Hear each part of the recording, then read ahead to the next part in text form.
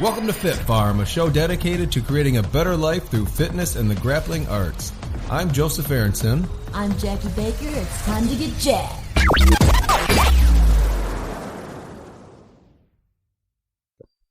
What's up, everybody? I have a couple special guests with me today, and I'm super excited to have them here.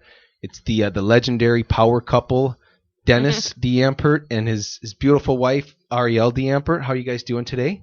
I'm good. How about yourself? Doing spectacular. Yeah, I'm so glad you guys made it out, man. Made the drive out. I know it was kind of a little bit far, probably, and It wasn't too bad. Yeah, it was actually only about 20 minutes or so. It was a pretty calm drive too. yeah, nice country roads, whatever, Good everything. scenery.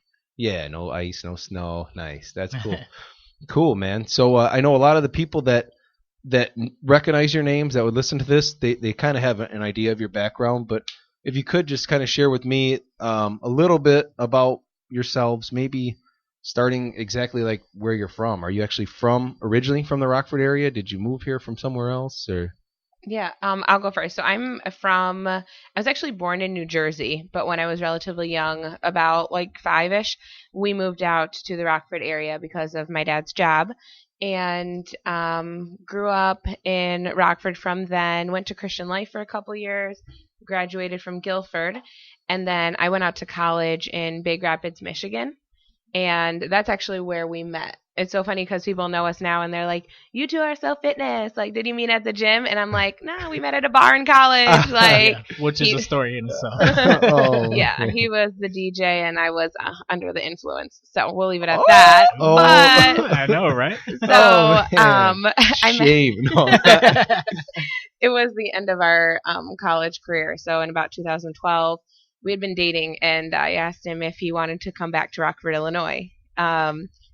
He just asked where Rockford was, and then that was it. That was it. He moved home with me. I'll be there. And, right? Yeah. Right. He was like, "Can I bring a suitcase?" And I was like, "One. That's it." You Like, get one. My closet's kind of suitcase. full. I was like, I I, know. only got like 6 outfits. So. Yeah, that's perfect. So Yeah. that's actually how we met in Big Rapids. I'm originally from Michigan. Okay. So Isn't there a Rockford in Michigan too? there is a Rockford in Michigan, and that's where I thought we were going, because from Big Rapids to Rockford is only about an hour away. I was You're like, like, oh, girl, yeah, I it's can stay fine. here. I don't I even can care. come back and visit all my friends and stuff. She's like, Yeah. no, it's about 6 hours away. Yeah. Like, Bummer. all right, I'll give it a try. I'll still try. Yeah. Yeah, I grew up in Michigan. I was raised by my grandma. She kind of molded me into who I am today.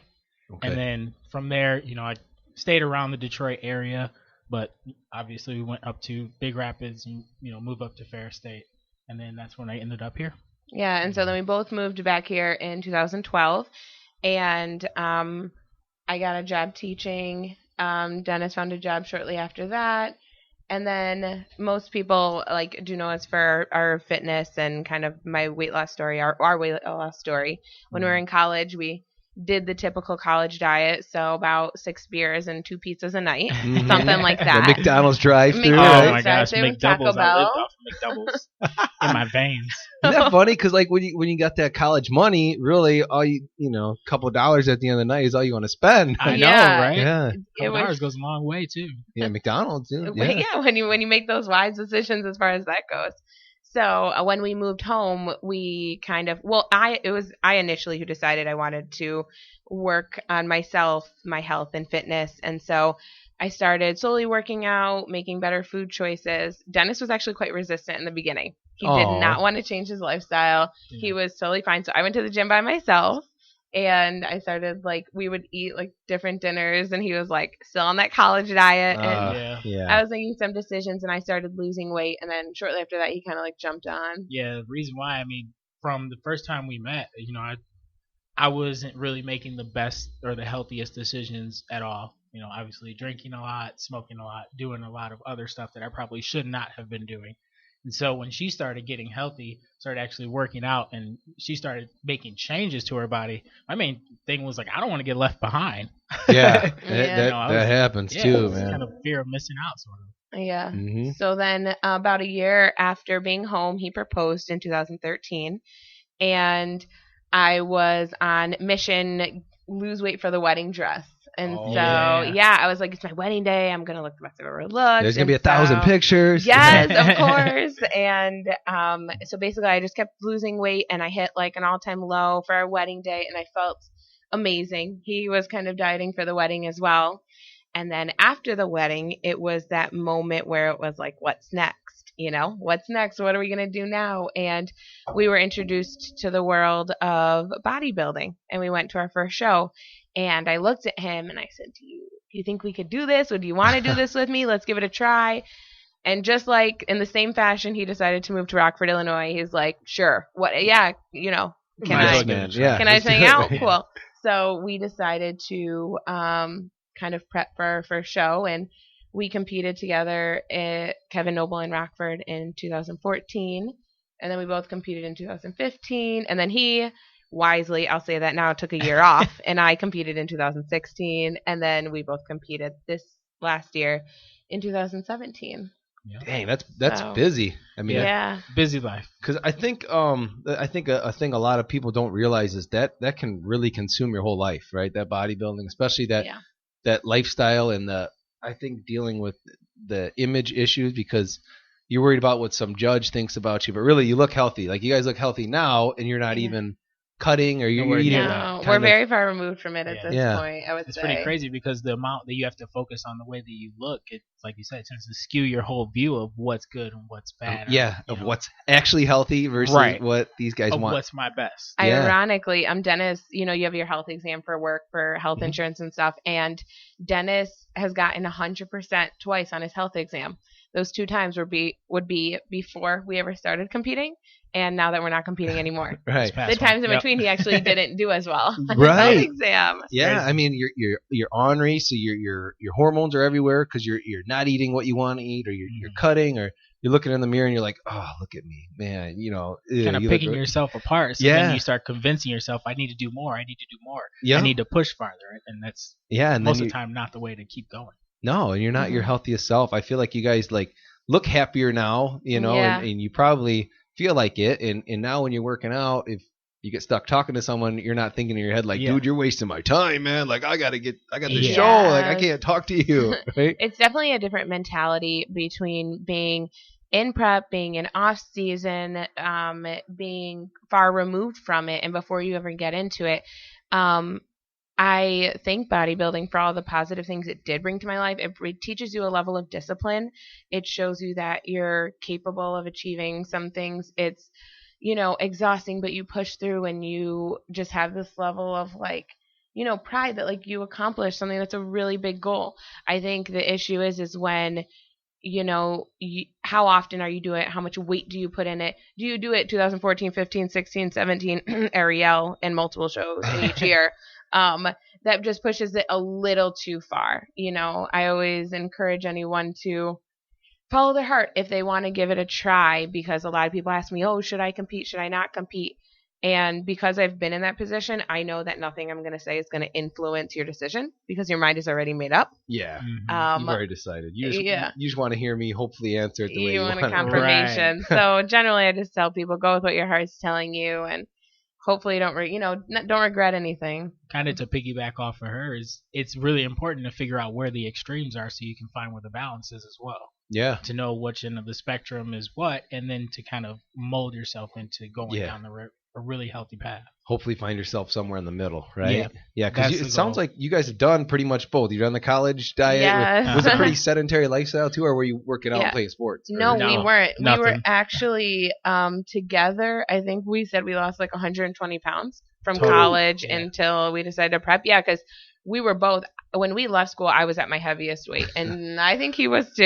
Yeah. Isn't it crazy looking back on those pictures? You're just like, man, who is that? I know. Right? It's like, not too many. Thinking about what I was waking up doing versus what I'm waking up doing now. Yeah, because you're going in the morning a lot of times now too, aren't you? Training in the morning. Yeah. Yeah. At what, 4:30? 4-ish. Yeah. Yeah, like Jocko, right? You know who he is. Yeah. That's you with your watch. Boom. Yeah. That dude's he's hardcore for sure. And so thinking the last time I saw 4 a.m. when we met, that was you were still awake. That was a whole different workout. Yeah, you hadn't gone to bed. Yeah, that workout was just walking up the stairs to your bedroom, right? Stumbling. Yeah. Yeah, I'm sorry, stumbling. Yeah. Do you notice that in bodybuilding and maybe other sports too, but that's pretty much been your guys' main sport, right? Yeah. Yep. Do you notice that women are more competitive than men? I feel like they are in other sports too. Pain tolerance. I Yeah. do. I definitely think that I am more competitive than Den. I don't know if it's because of my background, my family, or what. Me and my sister were just talking today about how competitive we are, me and my two sisters. But I was I was harder on myself. I think that compared to him, I think our women's pain tolerance is a little bit higher. Sure. Our endurance, our mantra, like Dennis was very in tune with his body, and he respected it and listened to it better than I did. He took a break. Yes, he took a break yeah. off. Like he took that whole year off, and even training throughout this last year, he was like, "Oh man, I'm done today. I'm done." And I'm like, I gotta keep going. Yeah, I'm gonna get after it. I'm gonna get. It's so funny. Today I was like cleaning out a backpack, and I found these ankle weights, and he's like, "Where are those from?" And I was like, "Because I wasn't doing enough when I was doing the stairs. I had to get ankle weights for the stairs too. Like I wasn't doing enough. I could do more." So I feel like we can be more competitive. I feel like we can be maybe a little more catty at times. Oh, definitely. Yeah, a little bit more cliquey.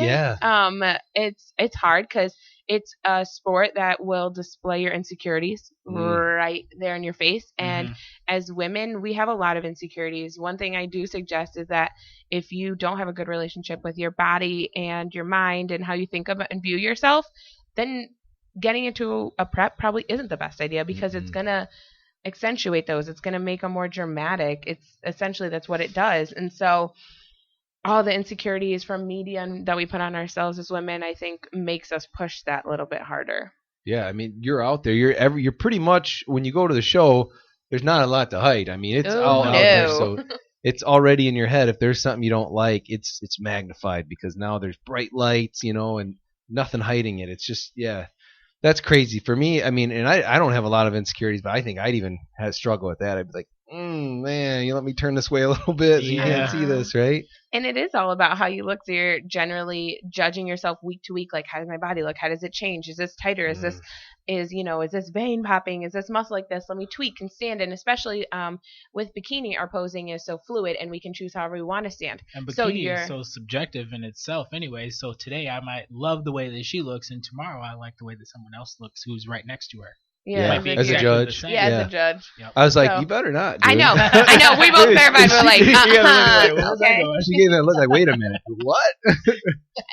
Jen is playing a judge. It would change. And so when you're, twisting and angling your body and just critiquing it, it's tough at times. I think that's why a lot of people, I know a lot of people who do bodybuilding transition into something like powerlifting or those things, because they're a little more objective and you can have a way to measure yourself.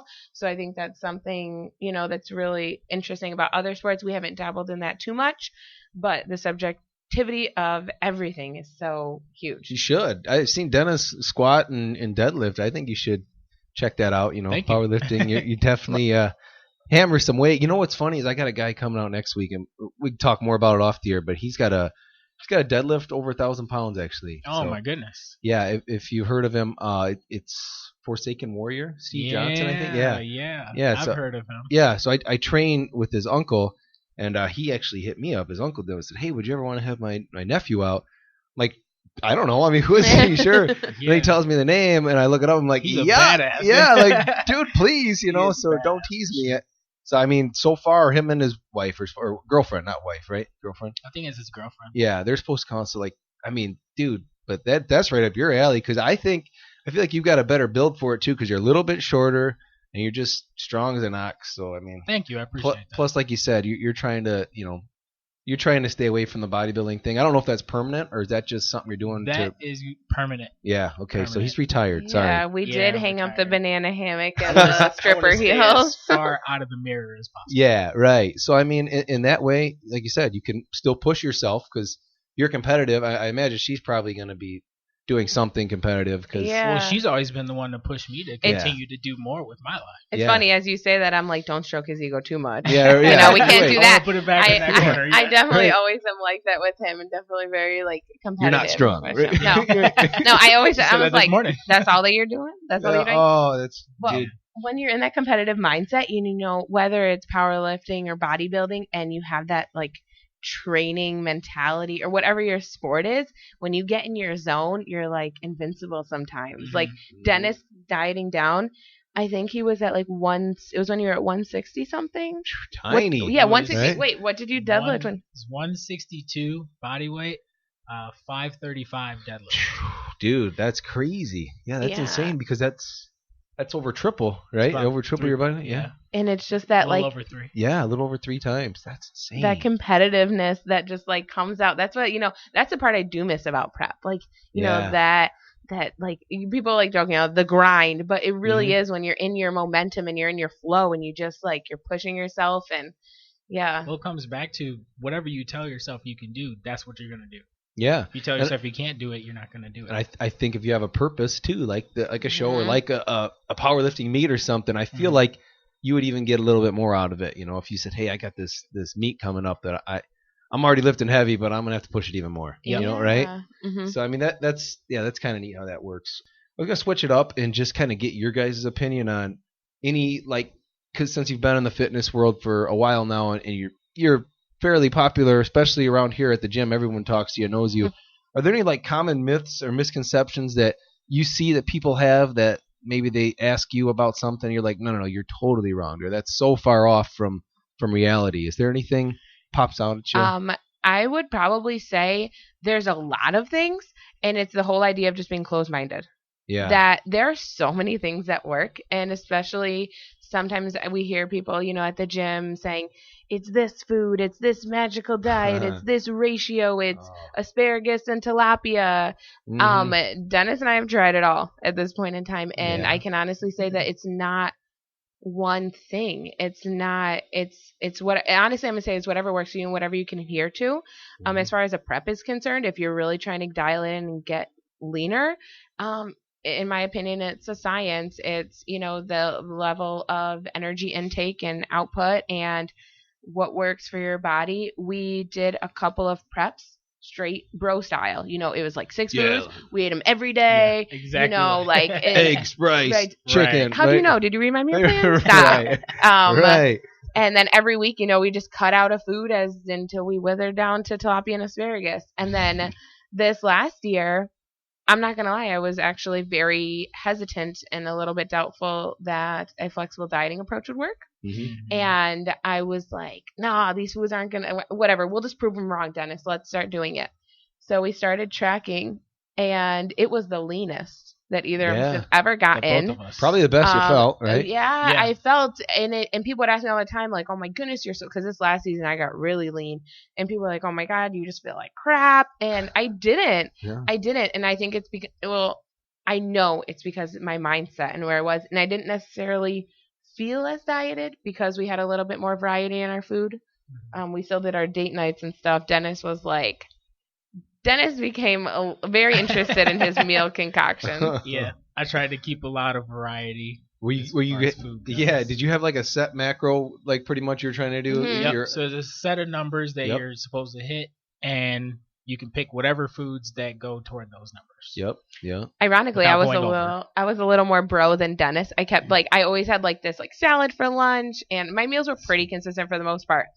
Rice cakes here and there, and I'm like helping Dennis do groceries, and I was like, why are we getting pierogies? We're 4 weeks out. What? He's like, nah, pierogies fit. They're real good. Yeah, they're real good. No. He goes, it was so funny. He had like what you were like joking, like the bikini girl diet. He had like a Quest bar, a Greek yogurt, pierogies, like this weird concoction of food. It was pretty crazy too, because I learned so much about so many different foods. Like one in particular, sauerkraut. Yeah. I was like, man, I've liked sauerkraut my whole life, but I have no idea what's actually in it. Yeah. And then I started eating and started tracking it, and I'm like, man, I can just throw this into pretty much anything. Almost everything, yeah. It's so funny, too, because when you do track, like, that's one thing I learned from it was you don't understand. Like, if you've never tracked your food before, it's a lot of work, and I get it, but if you've never tracked it before and then you go back and actually track it for once, you realize like, oh my goodness, there's 100 carbs in this tiny bowl of pasta, or you know, like, oh wow, that's why I was so overweight. Education tool. If you want to learn about food, my suggestion: 110% track your food. Yeah. Track it. Look at the food labels. Look it up if it's a whole food, and be aware. You will learn so much. So many people have those misconceptions. I'm talking like Gen Pop might say peanut butter is a protein, or all these different things that we say because they're just unaware. Or I'm putting a scoop of coconut oil in my coffee because it's healthy. Well, yes, it's a great benefit, but you're also adding 140 calories every single day unnecessarily. Yep. So it's really those kind of things. Tracking definitely taught me the most about nutrition and made me very aware of what I was eating. I got very meticulous with my tracking, very meticulous. Because people don't realize, and I was very doubtful of tracking working. So like those Kernel popcorn seasonings, they actually have calories in them. I would check those. Butter spray, like those 0-calorie butter spray. I know when we did like our bro diet, like 20 sprays of that. There's actually 1,000 calories in one of those containers. Holy yeah, 1,000 calories, and people are like adding it so generously. I'll say. Yeah. So I would say, that's a. Do you have a misconception, Dan, that you can think of? I mean, one that you and I kind of talked about a little bit like recently is that people aren't. I guess let me rephrase this. I'm not special. Oh, yeah. No, yeah. Well, I know what you mean. Yeah. Thank you, Joe. I love you too. I know what you mean exactly. There's no exceptions, right? That whole Yeah. There's a baseline to what really works for whatever your goal is, based on science. Yeah, exactly. Yeah. But just because I'm in this situation doesn't mean that I work out hard. I should be over here or over there. Yeah. Yeah, the big I have Hashimoto's and I have a goiter on my neck for my thyroid, and that's one thing I hear a lot from women, specifically people in general. They're like, "Well, I could lose weight, but my thyroid," and I'm like, "No, but you really can. Yeah, it can be managed. It's an autoimmune disease. I mean, it's not preventing. At the end of the day, if you still take in less energy than you output, you will lose weight. Yeah. I mean, it may not happen at the rate that someone else is. You may have to dive into a deeper deficit. There may be more details that you have to look at. But ultimately, it's the same concept. Whatever your ethnicity is, your gender is, what your parents look like. What your parents look like. Like, there really isn't an exception. Like, if you want it, you'll get it. Mm-hmm. That's a big one, I would say. Yeah. I would say, like, going back to the tracking, I would say anyone that wants to get serious about it, buy a food scale and literally start weighing out what you think is a serving. You're gonna be surprised. Right? Your mind's gonna be blowing. Like, oh, I was eating 6 servings. Whoops, like especially like the cereal's my favorite because you're like, yeah, a bowl is like coated the bottom. Yeah. There's like 4 cups in that bowl. Shoot, I thought that was just one. Dang. Yeah, exactly. And even if you don't continue tracking forever, tracking brings such a level of awareness and hopefully transcends into some like mindfulness while you're eating, which can be huge and a game changer for a lot of our general population. Yep. So. We're still talking about food. Have you guys tried anything different, like a Mediterranean or keto style diet, or have you pretty much stuck with more of like the flexible dieting? Okay. You can go. I'll go first. So in the very beginning, when I started, like back when I was dieting for our wedding, I did more of a clean eating approach. It wasn't like super restrictive. It wasn't quite like that bro level of dieting yet, but like clean whole foods. And then I transitioned into prep into that more restrictive, literally, I think it was just like 6 or 7 foods. Then we went to flexible dieting, following a set of macronutrients. And right now I am following more of a Mediterranean style diet, as I'm letting my body heal and recover from all of the dieting that I put it throughout the past couple of years. It was something I wasn't very familiar with, the Mediterranean diet. I'm actually working with a functional medicine doctor, and we're really just changing things around, upping my carbs a lot and some healthy fats, not as much meat, a little more gentle on my body. So far I'm liking this. It's definitely a change. Yeah, and for me, initially how I ended up losing the first 50 pounds was through the paleo diet. Okay. So that was, I stayed pretty much 90% on that for, I don't know, what was it, like 8 months or so? It was a good while. It was a pretty long time. Then obviously going into doing the bodybuilding shows, we did the bro style dieting, like she said, flexible dieting. And then so after that, actually kind of in between. So in that year off where I took that time off, I tried the keto diet for a couple weeks, wondering what it would do. Yeah, what's the hype about too, right? And I found a lot of data points and decided that wasn't really for me. Yeah. And we tried, carb backloading, that whole concept. You throw all your carbs in. Oh, that was fun. Yeah. That was pretty I'm interesting. like, that was fun. Yeah, that ice was a cream good every time. night or whatever. Just eat your junk food before bed or whatever. We stayed within our macros for that like carb backloading. It was when we were in prep, not towards the end, but we stayed within our macronutrient goals. So we were still in a deficit because we were in a prep, but we both ate all of our carbs before we went to bed, and that was amazing because I felt like I slept so much better. I had a full belly, the serotonin from the carbs. In the gym were the next morning, it was amazing. But that's a power too to the whole tracking and just being aware of your macros, because we were still dropping. Dennis was dropping like 3 pounds a week, eating all those carbs right before bed. Yeah, and then another one, I mean, just as a bodybuilder, we throw in that super high protein diet. So I've tried that before. I think I've always been really curious as to how my body works. So how did that feel? Okay, The really high protein. Yeah. To be completely honest, I shit pebbles. Yeah. Like, it was just painful so in the bathroom. hard on my digestive system. And it was actually really, really difficult to like find different sources other than chicken and shakes and steak to actually get the protein in. Yeah, that's pretty difficult. I remember for a while you were having like an obscene amount I was eating of like meat with every meal. 50 grams of protein. That's insane. Yeah. I think that's overkill, right? I mean, coming as far as you've come now, you probably have an understanding that's. But they said it on Instagram, so it was real. Yeah, I know. And so that's part of making the decision too. Is like, okay, if I'm doing something that's not really working for me, I'm responsible to make that decision whether or not I keep going or not. Yeah, I feel like the best diet too is the one lifestyle or whatever that you can sustain. The one you can do every day. What's the best diet for me? The one you can do every day. That's why I've never gone keto, because I'd have a hard time. I like the carbs, So a flexible or intuitive dieting where now that I've tracked, I know what's in food. I don't track it anymore, but I kind of have an idea of what I'm eating. And if it's fairly clean, that's kind of where I've been lately. And I'm feeling good about that. That's about where I am. Yeah, that's kind of where I thought you were too. Yeah, I think ideally we both love to do like an intuitive style dieting, and I've definitely the closest that I have been to that. I did try intuitive eating after our last prep that got done in May, and I must say you have to be aware of your intuition versus and like what your body is generally saying when you have been in a deficit and starving yourself for I don't know, 7-8 months, 4 years. 4 years. It really, and ultimately 4 years.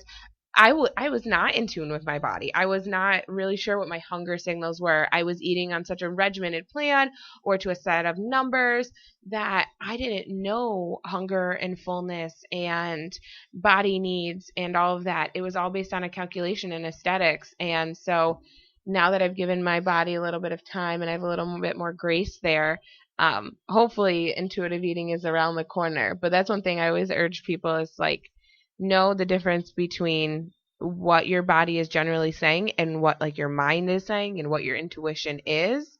And like, as much as I wanted my intuition to be like, my body's saying eat a large pizza and froyo, that probably wasn't what my body needed.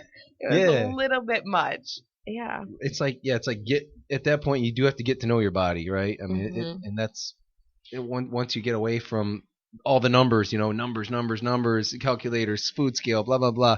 Once you get away from that and you actually start to feel, how do I feel after I eat this? Oh, how was my bowel movement? I mean, I talk about poop like almost every episode, but Poop's important. It is important. How am I going to the bed? Am I peeing? Is my pee super dark or is it, a little lighter? I mean, that once you start feeling all that out, now you're really intuitive, right? Yeah, and I think we've all invested the time in getting to know our bodies and tracking or eating a certain style and trying a variety of things. And now we can all kind of say like, yeah, we're here. So it takes a little bit of time. I know a lot of people are trying it.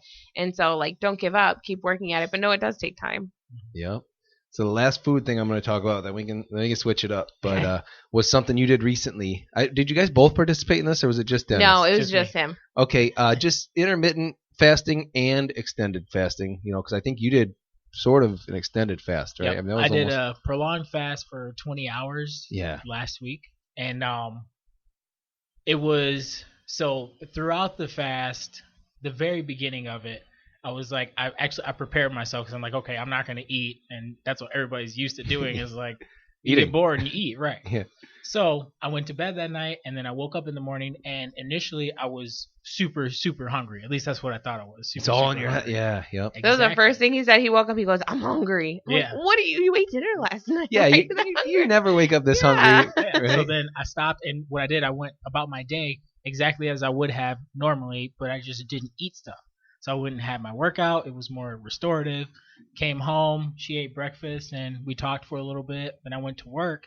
On my drive to work, which is the time that I would normally eat, just have a little piece of beef jerky and string cheese, I got hungry. At least I thought. Yeah. What I thought was hungry. Once I got to work, I didn't have anything, so started getting going with my job and doing all that, and I was fine. And what I was starting to figure out is that eating for me at this point has become a habitual type of situation. Yeah, like you're bored, let's eat. Oh, I'm driving, let's eat. The times a day that I would get hungry were the times a day that I was normally eating.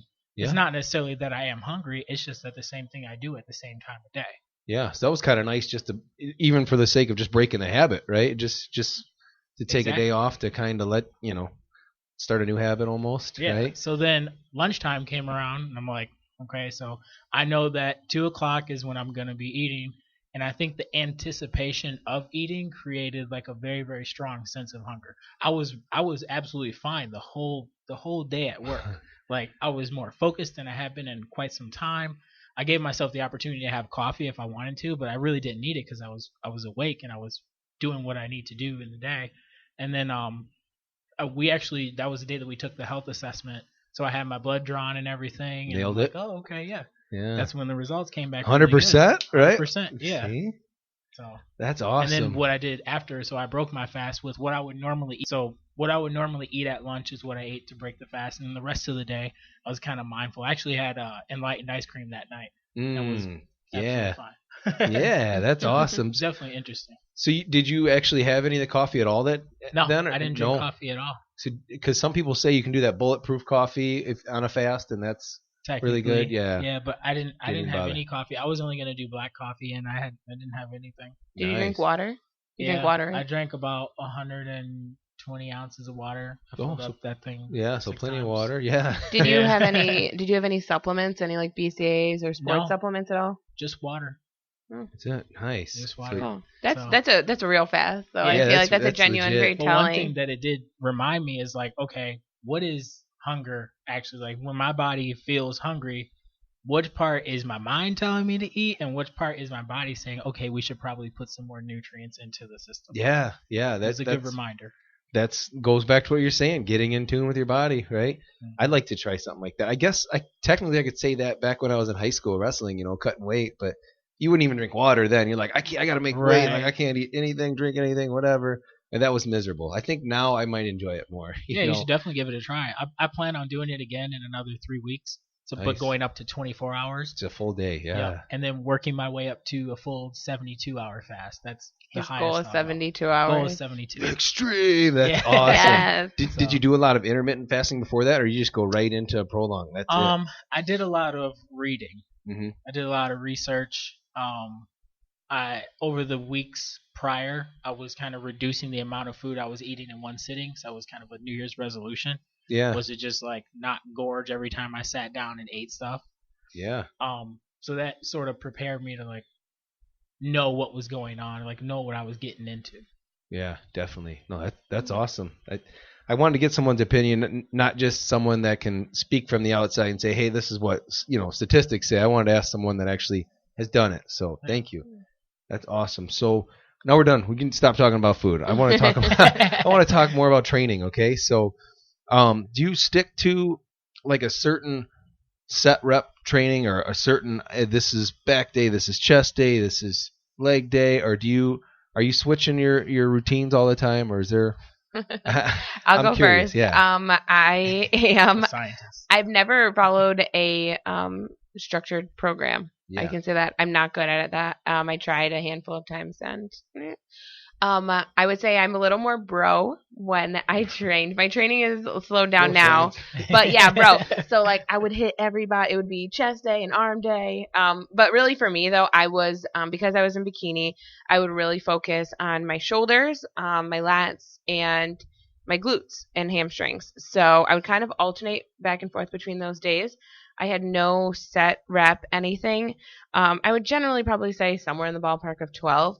My biggest thing was mind muscle connection. I would really make sure that I could feel it, and I would go until I couldn't go anymore. So failure? Till failure. Yeah. I would go into the gym. Every workout. Like I would go in and I'm like, okay, I'm going to hit glutes today, and I would just do whatever my body felt good doing that day. So I was just kind of intuitively type training, and I would do somewhere in the ballpark, sometimes 10, 12, even up to 15 sometimes, and I would just go until my glutes were on fire and I could not possibly do anything else.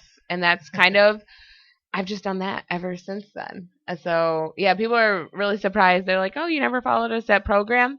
I don't know, because I didn't, when I was in the gym, like I was telling you, I just like got into my flow and my state, and I didn't want to keep looking at my phone or write it down or track it. Could I have made more progress doing that? Probably. But I guess we'll never know. Right. So that's what that is. So you would go in and it'd be like, this is the body part I'm going to just destroy today. Yes. So it wouldn't be like, I'm going to do upper, lower, anything like that. It was just this one body part. This one body part. And I'm not going to be able to use this again. Yes, and I am in here until I can no longer function. This body part can function. And I would just go till failure and do like whatever machines were available, whatever I wanted to. I tried to do some compound lifts, but if any way, shape, or form I felt that it could possibly tweak or hurt something, I didn't do it. Okay. So I think that kind of helped, because I never, in my years of competing and dieting relatively, I never got injured. And I did move, I think my heaviest squat was 275. I deadlifted 315. That was my heaviest. That's good. But it really wasn't on a consistent thing. It was when I felt good. I know there's like RPE style training. So like I guess a little bit of a combo with that in my intuition. But yeah, right now my training is completely different because I'm working on healing my body and rebalancing everything. It's 3 days a week. 45 to an hour circuit training full body, and I hate it. Yeah. It is so hard because I've been like, lifestyle change is hard at whatever end of the spectrum, and so it's really hard to go in, and just when I feel like my like glutes are really warming up or I'm really warming up my upper body, I'm like, and I'm done, or I have to switch or something. Yeah. She has to go home. I'm so used to taking it to that failure point. So Dennis has done a lot more structured things. Yeah. So starting out in the first couple of preps, I did bro split. So back day, leg day, arms, chest. Yeah. Your Shoulders. Average. Whatever you were So you're doing. hitting everything like once a week or I like to do everything twice a week. Okay. So I would start to combine different things. As I learned more about what I was actually capable of doing, I started doing a full body day. So I was doing full body training 3 times a week and pushing it as far as I could go, full body, but 3 times a week. And then on those other days, I wasn't necessarily staying home, but I was going into the gym, stretching, making sure I was taking care of my joints. like an active rest almost. Yeah. Active rest day. And then, so this past prep, I actually followed a program. It's through another podcast, Mind Pump. Yeah, I'm familiar. I love those guys. They're funny too. They're awesome. I followed their MAPS aesthetic, so MAPS Black. So I actually, you know what's funny? I did that once too. Yep. Did you? Yeah, I liked it. 12. Yeah. Yeah, it was pretty cool. It was definitely pretty cool. So then after that 12 weeks was kind of back into the bro splits. What I'm currently doing right now is push pull legs. Like okay. Push pull legs. And so it's a 3-day split, pretty much, right? 3 days, yeah. But sometimes I'll combine like push and legs. Okay. Or pull, push. Kind of depends on how I'm feeling. Okay. I've learned a lot about my body and actually, what I can do, how far I can push it.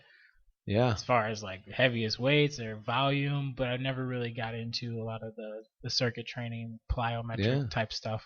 Mine was always very high volume, very like intensity. I'd never really waited long between sets. I think nothing other than I was just impatient. So I was like supersetting everything. Super competitive. And super competitive. Back to that, The pain tolerance. super competitive. So I did a lot of supersets, high volume all the time. Yeah, That's I think fascinating. out of all those, because definitely quite a few different types of programs.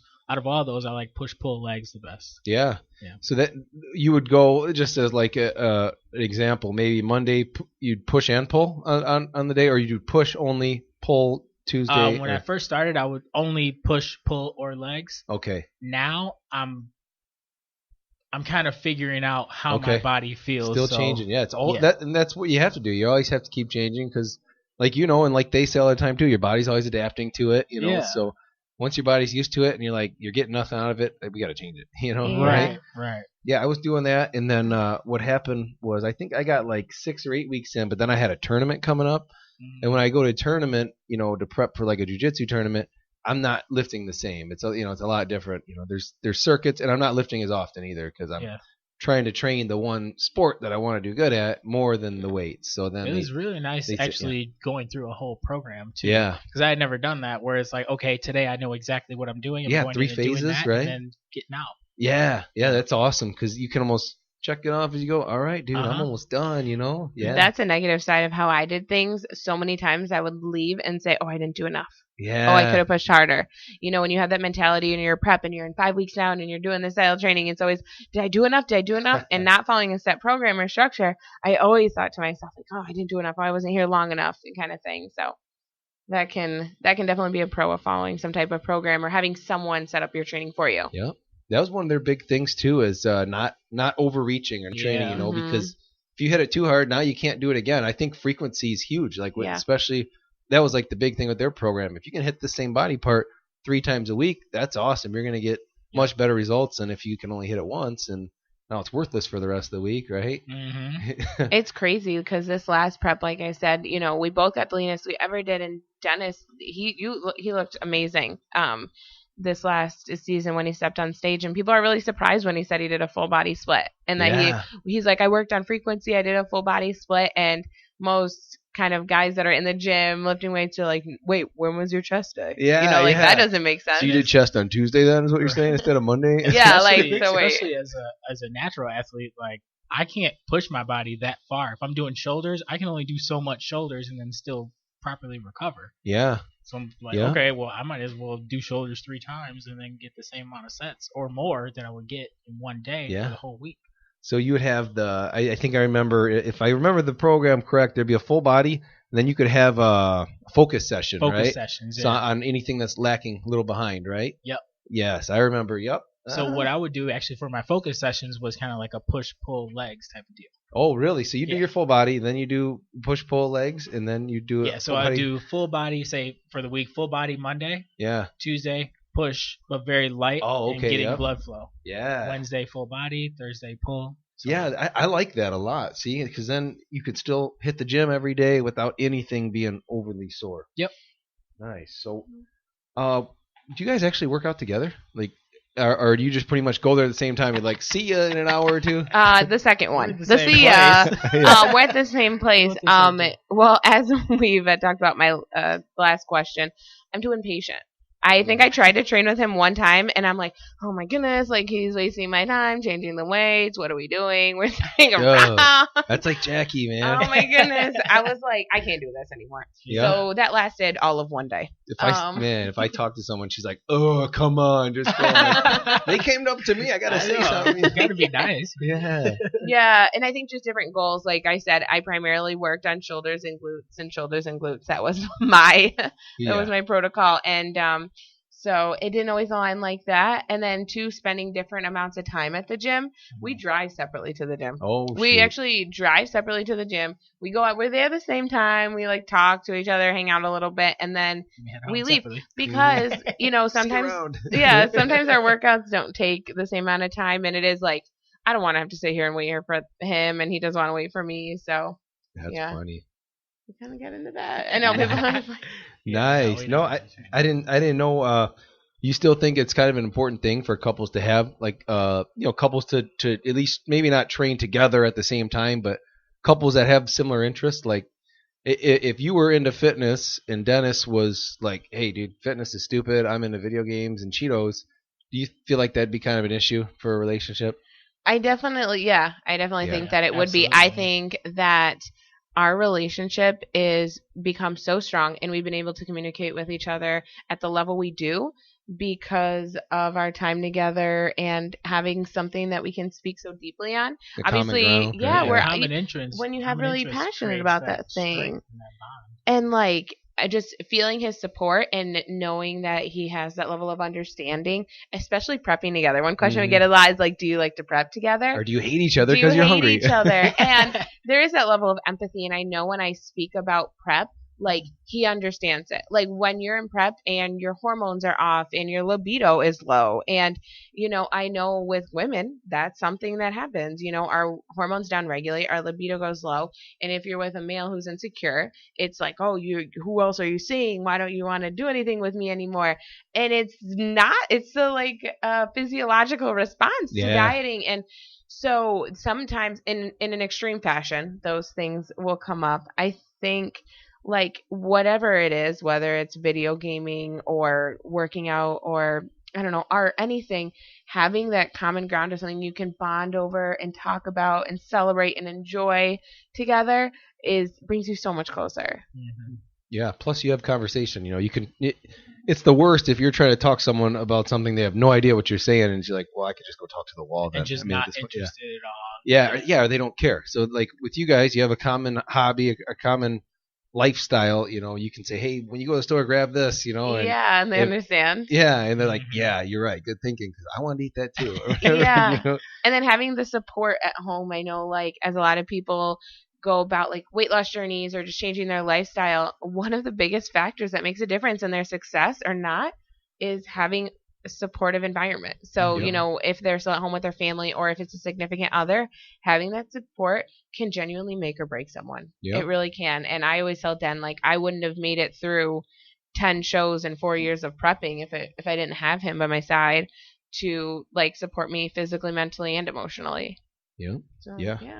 And also speaking on support, I was going to kind of touch on one other thing before I forget about it, but how do you guys feel social media has that affected you guys at all in fitness or as a couple too that's in fitness? Because as a guy, you've got a girlfriend or a wife now that's posting competition pictures, and sometimes you'll get guys that say like stuff you're like, dude, really? And then as a guy, you got girls that are like, ooh, look at him, there can be that, and then there's also it can be a distraction in a relationship too if you're on too much. So I don't know how social media has kind of affected you guys, especially because the fitness industry is huge on social media now. Mm-hmm. Fitness industry is huge, and it's so, especially with Instagram. Instagram is so aesthetic. It's all based on visuals and how you look, and I definitely understand and know of couples who struggled a lot. Like, why are you posting a stage photo? Well, the girl's like, I'm so proud of it. I want to show everyone my hard work. And he's like, you're in a bikini and a half thong. Truth, you are. Yeah. But it's like having that level of understanding. I don't know if it's because we both like competed and went through this health, transformation, but we both have found a sense of security in who we are as people.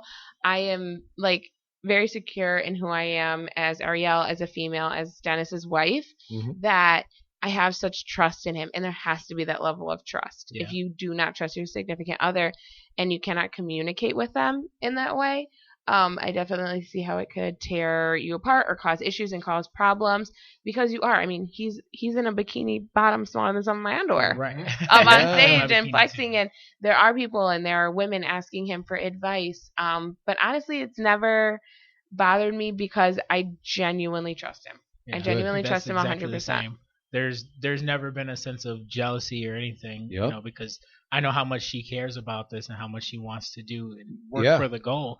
And my main job is to be here to support. Yeah, and you guys are in it together. I mean, you have a pretty, maybe not the same goal, but similar. You're growing, and you're growing a brand together too. And when you're on social media, you can look at it as yourself, but it is a brand too. 'Cause people are like, man, I'm subscribed to the Dennis brand. It's exactly. Yeah, or you know. And it is, and there's so much power in us as a couple. Like we each have our own individual weight loss story, but it's funny, like, you know, on Instagram now you can see the algorithm and the stats of all of your posts, and I can post a transformation photo and it'll have lots of engagement. Janice can post a transformation photo, get lots of engagement. Nothing beats a photo of the two of us together. Mm-hmm. The people love the Deyamperts because more than anything else, people love love. Yep. Like people just want to find love. A lot of times when we want to change our bodies and our lifestyles, it's to bring a sense of love to our life, whether it's to find a significant other, to get back at a significant other, or to love yourself, right? Yeah, to love yourself and cultivate all of that. So I think if you are in a situation where you're jealous and there's causing those issues, one, you need to communicate. Two, you need to ask yourself how much you genuinely trust that person. And you yourself, you have to love yourself and trust yourself and have that validation in who you are. Yeah. No, I agree.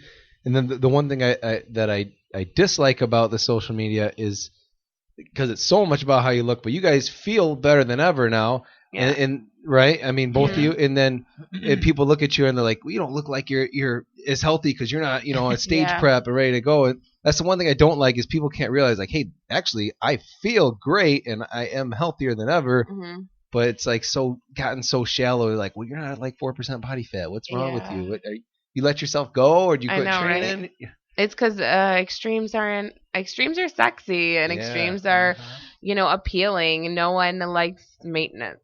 But it, like, you know, and it's so funny because, like, as exploring more intuitive and different lifestyle approaches, it's like people want it to be hard. They're like, if you like are helping someone, you're like, no, you're doing great. You're eating protein and veggies and you're enjoying yourself, you know, mindfully on occasion. And like, but it doesn't seem hardcore enough. You know, like people love that hardcore. They love the extremes. They want love it hard seeing it all. And they want it now, right? Yeah, there's no waiting. Gratification. If I can't get this, you know, if I can't do this in 30 days, I don't want to do it. Like that ain't real, man. Like, no, it takes years. Is so much harder. Yeah, and I don't know if you've over the years, does each prep get harder or easier, or do you feel like it's kind of just different? Everyone's different.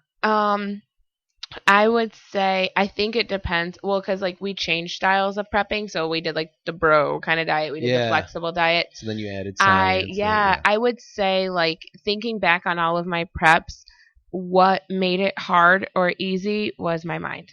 Yeah, was my mind and my mindset. Because just like everything in life, it can be as easy or as hard as you want to make it. I would say this last prep was the easiest. I also got the leanest, and it was the longest. So it's like, in one way I could say it's the hardest, but my mind was in such a good place. I enjoyed every day. I, you know, was a little bit more flexible with my food choices. I think that helped a lot. But in 2016, that was my hardest prep. 2016 was definitely my hardest prep. I had the biggest ego. I had the biggest pride because in 2015, I won. Yeah. So so in 2015, I won every show that I did. I won 2 first places. I was definitely cocky. I had an ego going in, and I was grinding in 2016. And I was hoodie up, music loud, like no one's gonna touch me. I'm not even looking at anybody. Yeah, right? I'm not doing anything. And I did it. Is that when you guys started driving separate? No. Yeah, that was the year he didn't prep. Yeah, that was the year I took off, and I think that's another really important part too, is give yourself some time to rest. Yeah. Yeah. So going into that prep, and it was really hard. It was tough, and coming out of that one was the hardest one. And after that prep, I mean, I did okay. I placed, but in my mind, I was going to win the overall. I was going to get first. And I won last year. And that didn't happen. And so I took a little bit of time, and then going into I didn't want to end my competing career on that note. So going into 2017, I decided, I'm like, I'm doing this for me. I am not doing this for anyone else. If I win, I win. I let go of that expectation, and I let go of my ego to the best of my ability. And I decided, just follow the program, enjoy the journey, do this with my husband. This is going to be our last season. We had kind of decided that prior to. And when I going in it with that mindset, not having that expectation and putting that level of pressure on myself, I had the best prep that I've had out of the past 4 years. Yep. Yeah. I think that's huge too. And a thing a lot of people don't don't take into consideration is the mental toughness, the mental prep. Sure. They're worried about the food, the meal prep. They're worried about the body, you know, the physical part of it. I think the hardest part's the mental. I mean, hands down, because you have to be mentally tough. It's so easy to just break down and give in to your impulses, or break down and say, this ain't for me. Or a lot of it too. You're so busy looking at yourself. You're judging yourself so much harder. Yeah. You're not giving yourself any credit for doing any of this work. Yeah, you don't see like where you came from to where you are now. You just see how far you are. Yeah. How far I still am from where I need to be. You know, it's like, dude, you've come so far. Like, yeah. Exactly. Your body is capable of so much if your mind is in the right place. And it's crazy because, like, for women, a lot of people who compete lose their cycle. Their reproductive system shuts down because that's not necessary. It's not necessary for your body to reproduce to live. And if you think about it in that fashion, like, my mind was so strong that I physically shut down a whole system in my body and wasn't fazed by it. Yeah. You know? Kept going. Yeah. Crazy. So you just keep going and pushing through, and it's crazy. It's not normal. It's not supposed to happen, but it's far too common. Dude, that's something I have, like, as a guy, of course, and I've never prepped, but I have zero understanding of how that works, the whole hormone, shutting down and all that. Is that like from lack of nutrients, or is it from overtraining, or what causes that? In a prep situation, it's probably going to be both overtraining and underfeeding.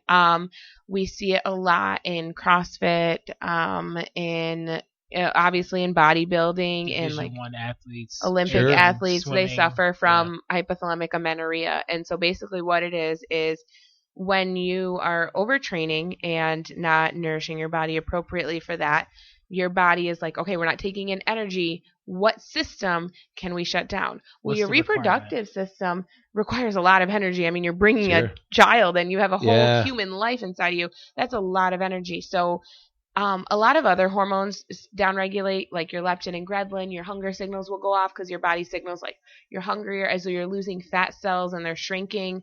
Like less leptin is secreted, and so basically all your hormones are kind of off, and then it shuts down your estrogen, your progesterone, all of those sex hormones, because it's trying to get you to live. It's fight or flight, it's survival. And when it's on a consistent basis, getting less energy in, it's going to shut it down. And then on the opposite end, turning it back on. Yeah, that's you what almost got to be, you have to be that extreme. And I'm learning that the hard way. So basically I lost my period, my first prep for 2014. And I was told by everyone that, like, everyone loses it. And so I accepted the common for normal, and it's not normal. And I kind of knew in the back of my head, like, I'm probably not healthy that I don't have my period. But, we just pushed past competitive. it. I'm competitive. That first place. And so I didn't get it throughout 2015, 16, 17. And when we decided that we were going to hang up the heels and all that in May of this year, I was like, okay, we've been married for almost 4 years now. We want to start having a family. And I kind of need a period if I'm going to start a family. So I started really diving into that. And I'm like, okay, I'm going to reverse diet. So I started reverse dieting. And then I'm like, no period. Okay, everyone says to have healthy fats. Let me start incorporating more healthy fats. Yeah, right? And it's like, okay. So I started like having some more fats and salmon and healthy and good sources, and still no period. And I'm like playing with my food, but I was still somewhat tracking. I was still aware. I was still mindful of a physique that I wanted to present. So you're still probably undernourishing yourself. Yeah, because you have that skewed perception, just like I was talking about intuitive eating. What is overeating to me is not overeating to the normal female, is not overeating to doctors. Undertraining, as I was telling you, I would go until failure all the time, and I would, do my cardio on the stairs and hit and wear ankle weights and fasted cardio myself. Too. Yeah. And so now it's like I'm toning things down, and so I got blood work done in September, and I was like, okay, let me try reverse dieting. Got done in September, everything shot. Like they have that scale where it's like, a healthy 20-year-old who's ovulating and all that should be here. Okay, if you're in menopause, you should be here. Okay, there's some other columns, and then on the very bottom, there's Arielle. And I'm like, I was like, I was I was lower than postmenopause. Wow. Like I was like, sometimes I like joke, I'm like, they probably thought they were doing a biopsy at some point in time. Like it was low. So when I hit that point, I was like, okay, I'm really going to tone it down. I'm really going to take it back, thinking that I could just kind of inch my way out of it. Mm-hmm. And at the end of the year, end of 2017, I think it was like on New Year's Eve or something, I got another round of blood work done, and no change. No change. Everything. Sorry. And the guy who I'm working with now, my functional medicine doctor, he said you were gifted with desperation to go to him, because at this point I finally realized, just like we were saying, I'm not the exception. Mm-hmm. If you are a female who has prepped for a significant amount of time, or not even prepped, you have dieted, you have lost your period, because I know a lot of women, as I've opened up about it, a lot of women have reached out, and it's marathon runners, it's CrossFitters, it's C1 athletes, it's girls who just had a poor relationship with food, girls who suffer with eating disorders, anorexia. They've lost their cycle. And when your body went to the extent to shut that whole system off, you cannot inch your way out of it. The extreme that it took to get in, you almost have to take an extreme approach out. Yeah. And it's hard. It's hard. Lifestyle change is hard. So like my workout regimen right now is brisk walking 4 days a week, 5 days a week. I can do, like I said, a 45-minute circuit a couple of days a week, but that's it. No cardio, no stairs, no really heavy weightlifting. My diet is lots of carbs. It's still whole food and healthy, nutritious food, because I really want to take the approach that's loving my body and healing it. So I'm not overeating on Ben and Jerry's as much as I would love to. I know, quite as much as I would love to, but I think it's definitely, it was a gift of desperation in me realizing that the extreme nature that I went in, I have to go out. And a lot of women get stuck there. I know, I can name so many people that have suffered with it, who've tried IVS, who've done hormonal therapy, and all these other extremes. Definitely be aware of what you're getting into when you're getting into it, and assess the risk. I look back and I don't regret competing. It brought a lot of positive things into my life. I do regret taking it to the extreme that I did for competing as long as I did, and pushing with my ego as hard as I did. Yeah, so it's something that's real, and it's out there, and it's affecting a lot of women. You pretty much recommend anyone that's thinking about going into a prep, or in the middle of a prep, maybe speaking with a professional, like an actual doctor, or would you talk to like a hormone therapist, or who would you talk to now? It's hard because the end of 2017 was rough for me. I went to see an OBGYN, and she wanted to put me on birth control to recycle things, and I'm like, okay, but that seems counterintuitive. I want to get pregnant. Yeah. But I tried it. Jumpstart your cycle. I jumpstarted it. Okay, so you know what? I'm going to take this approach, and I started it. The thing was, I didn't change my lifestyle. I just took that. So I took it for a month. I had some stuff going on, but as soon as I stopped taking it, it was gone.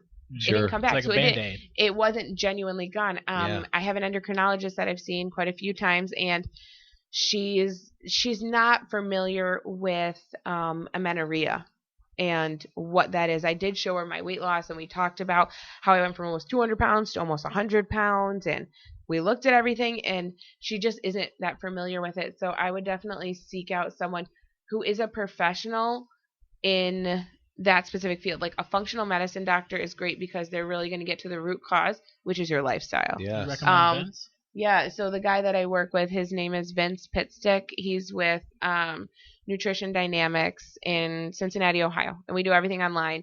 We do Skype appointments, and he has been amazing. He's definitely like an expert in the field, and I feel very, well taken care of, and I'm seeing the signs that everything's coming back. Who I wouldn't refer to is your prep coach. Oh, no. It's normal. Yeah. Come on. Yeah, it's normal because their job, you paid them or you're working with them to get you on stage.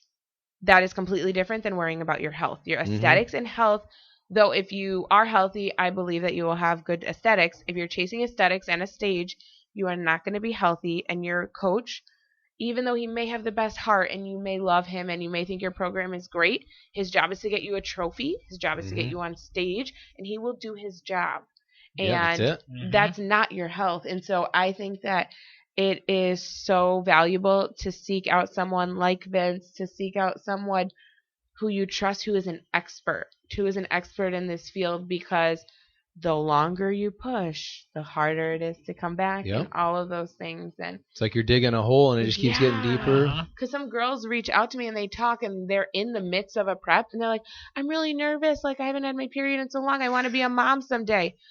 What do you want more? can't. You gotta You gotta pick. start doing You- something different. Yeah, you gotta pick, and it's hard. And Mhm. I know that people, like, everyone in my life was very supportive of me competing.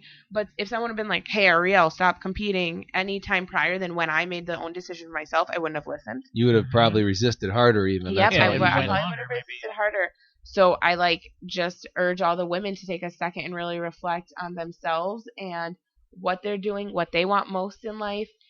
The stage is but one day. The Yeah. stage is but one day, and being a mom is going to impact the rest of your life. Yeah. Definitely. Let's share Vince's handle too if you guys are really interested in reaching out to him. You can find him on Instagram at Vince_Pitstick. Spelled PITSTICK. Okay, perfect. And what's the name of the facility again? Nutrition Dynamics. Nutrition Dynamics in Cincinnati, Ohio. Okay, Yeah. perfect. That's awesome. Because like you said about the pill, that could be a whole nother podcast talking about the health industry yeah. and how take a pill to cover this up, take a pill to cover this up, but I can't take a pill and get pregnant at the same Right. time. So Yeah, like, and then yeah.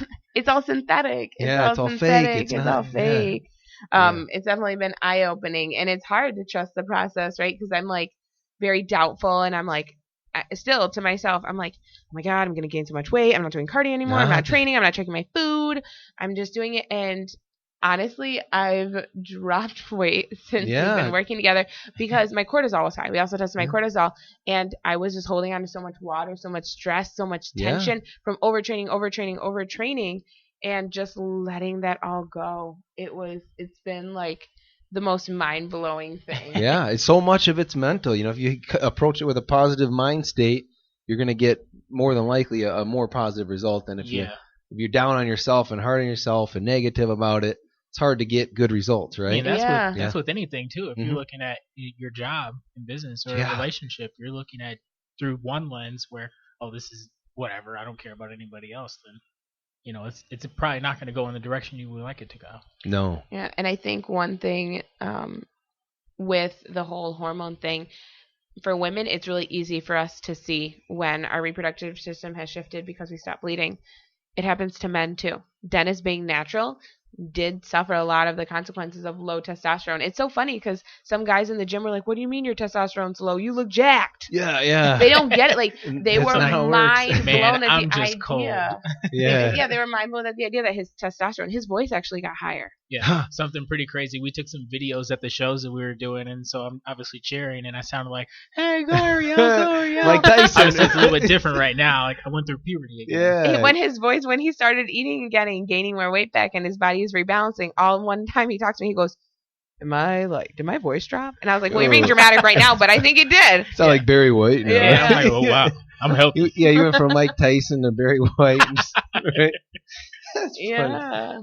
So I guess this kind of leads me into my next question anyways. Is that one of your big goals for 2018? Any other big goals or resolutions since it's still the beginning of the year? Yeah, I would say my biggest resolution is to heal my body, to genuinely heal my body, to love my body. We were at church the other day, and it's like there's so many different areas of your life you want to work on, like finances and health and relationships and all that. But when I look at the end of 2018, and I think it's December, what will I be most proud of accomplishing, and what will I be most disappointed if it doesn't happen? In my health, 110%. And it's so funny because people like know me for like health and dieting and all that, but like that, to genuinely be healthy, to have my cycle back. I would love to be pregnant this time, next year, and all of that. And then to be at peace with it and love your body. I think there's a lot of things going around right now with love your body. Like, if you love your body, you're going to take care of it. You're going to treat it well. It doesn't mean that you're filling it with junk. It doesn't mean when you're eating broccoli and chicken, you're dieting, and then when you love your body, you're having pizza. You treat it well. And you're staying active too, active, yeah, and giving myself grace, being kind and patient with myself. And so a lot of those healing things would be the biggest thing that I hope to have. I think for me is going to be digging much deeper into my own personal self development. So as a man, I would like to be the main provider. But to also be very secure with who I am and to continue to be very secure, continue to grow, and figure out, who am I?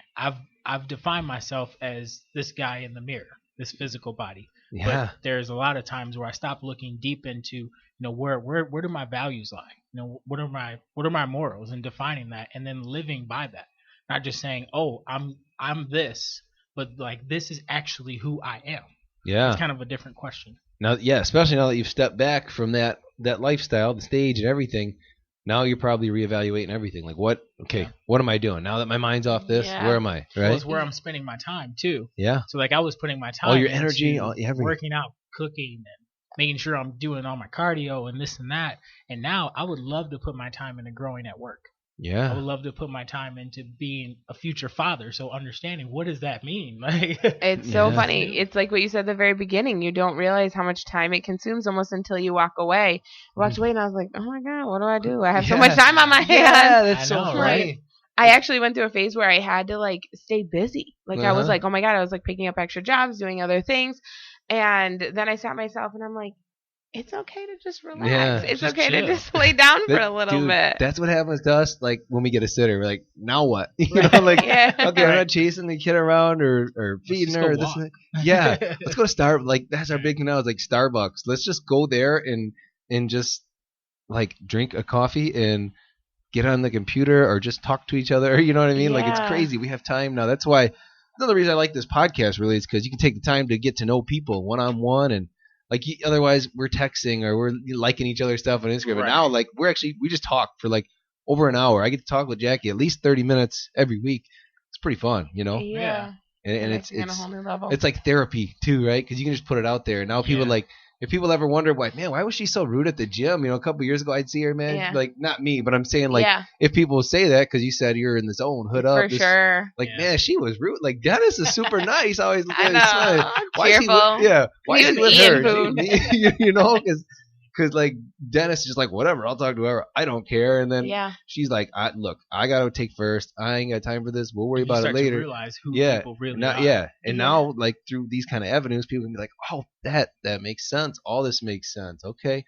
Cool. Yeah. So it is such a therapy. It's cool because like I always say like a lot of people verbal process and you don't even realize those thoughts or certain things until they come out and the questions are asked. And so yeah, it's really so we've always kind of referred to ourselves as yin and yang. So she's the verbal processor. She has to, speak about it and to kind of walk through all the potentials that could happen. And you've got to listen. I'm the listener. Yeah. And he always thinks by himself and quiet. And I was like, what are you doing? Like I'm yelling upstairs, like, where are you going? What are you doing? And he's like, leave me alone. I'm thinking. Yeah. That's how we are, but opposite. Like I'm the talker and she's just kind of like, okay. Yep. Yeah. Is it my turn to talk yet? Right. Right. She does that every time we're out here. She'll look at me like, dude, can you stop talking for a second? Because I got something I'm going to say. I'm like, all right. Okay. But that's how it is. Like sometimes that's your therapy is just getting it out there, and some people that's their therapy is listening, and processing. So that's cool. So big goal would be getting everything in check, as far as the hormones and then just, figuring yourself out. Yeah. Right? Self-development. I mean, a few months back I went through finished the Dale Carnegie courses.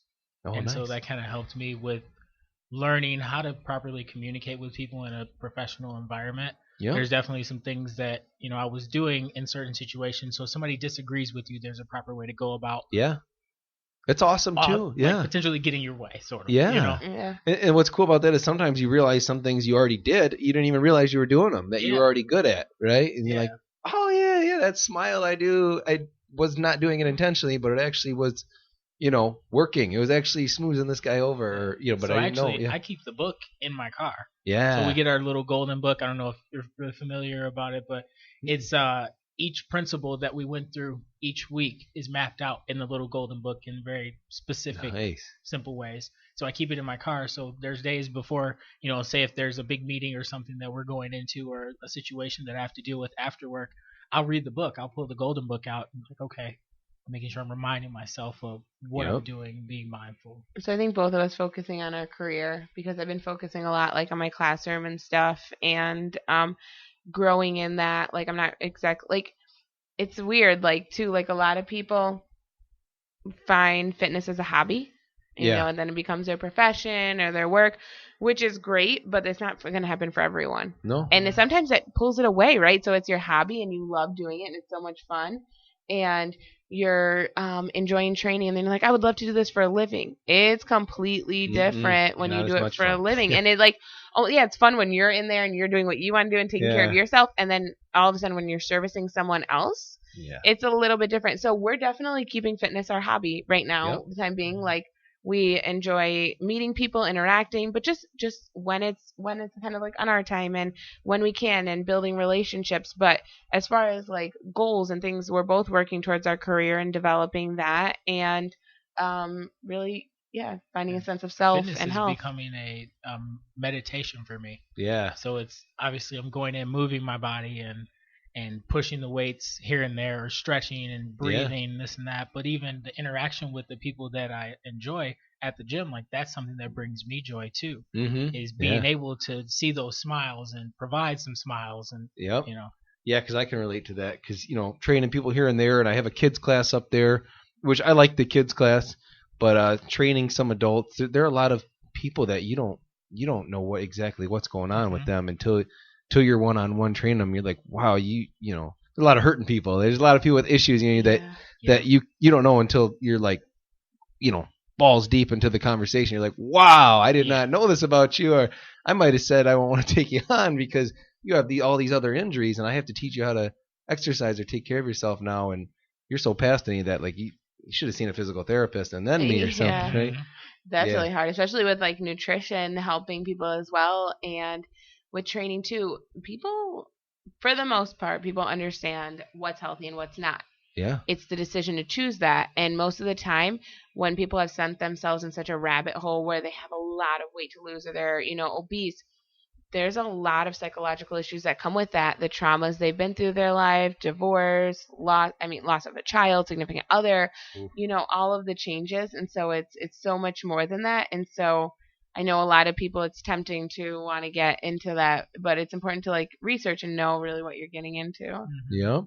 So I just have one last question for you guys, and then we can wrap it up. Just curious, especially for anyone that's new to fitness, but it doesn't have to be fitness related. I'm just wondering what the best piece of advice you've received is that you could share. If you need a second to think about it, we can take that too. So I guess it's kind of fitness related. It can be. It was from my grandma, and she would always tell us growing up, you reap what you sow. Yeah. So whatever you put into something is what you'll get out of it. Yep. Yeah, I've heard that one too, and that's so true. As long as you listen to it, how they're saying it. Sometimes you listen to like, I don't sow. Like, what are you talking about? Like, exactly. But if you actually listen to that, that's brilliant. I mean, what you put into your body is what you get out of it. What you put into your job is what you're going to get paid, and all that. So I would say mine probably comes from my mom, and she just would always tell us that she never wanted us to regret anything in life. And I've genuinely lived life in that manner. Even from like choosing my college, I was really nervous to go up to school in Michigan because I was actually following like my high school sweetheart up there.